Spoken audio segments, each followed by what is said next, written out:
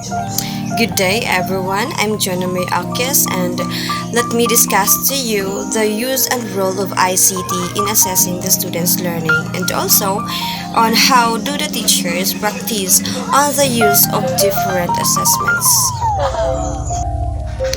But first of all, for your information, I conducted an interview to different teachers to support this discussion. So, what is the use of ICT in assessing students' learning? Well, the use of ICT in assessment is now common, where it utilizes digital devices which help in construction of assessment tasks for students. And it also helps in delivery of assessment tasks, not only construction or delivery, but also the ICT has the ability to give grades or feedback to students. And through using a variety of assessments, teachers accommodate to all different students' learning styles and give them the opportunity for choice.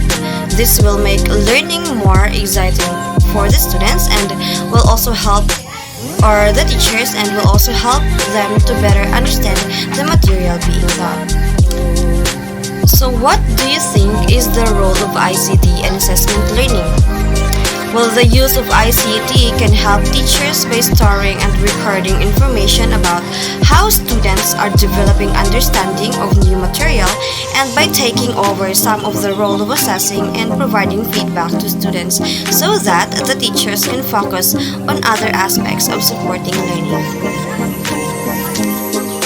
As for me, I've always believed that if there's learning, there must be an assessment. I consider assessment an essential part of learning.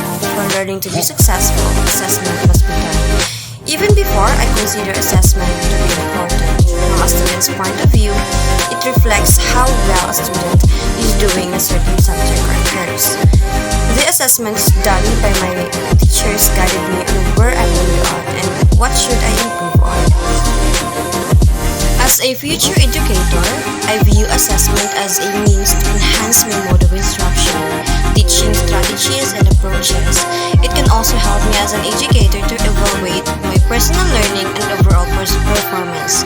Assessment can also serve as a motivator for students if done properly.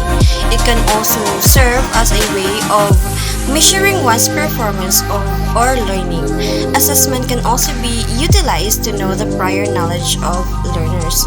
Well, this kind of information will be very successful to or useful to educators as this will guide them on what teaching approach they will use and where they will start with their instruction.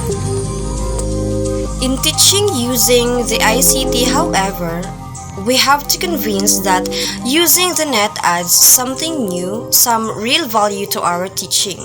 But also, students should be trained to use the available technology efficiently.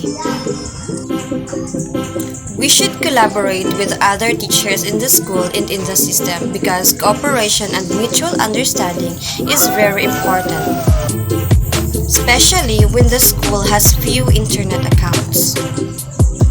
Through the net, the student can communicate or collaborate with other students or experts in the field across geographical boundaries. Moreover, they can join a news group on a particular topic of interest. What is most interesting about the net is, as far as communication is concerned, is that it is race, age, national origin, and gender blind. The net also enables students to publish projects findings to be seen by their peers around the world. This might give some students the motivation they need to complete their work on time, to be mindful of their language. Therefore, every student can benefit from a net communication project. Let me share to you some important internet etiquette for all for students. First, we should be scholarly. We should use proper language, grammar, and spelling. Be explanatory also. Justify your opinions, credit the ideas of others, cite and link to scholarly resources, and avoid misinforming others when you may not know the answer. If you are guessing about something, clearly state that you do not have all of the information.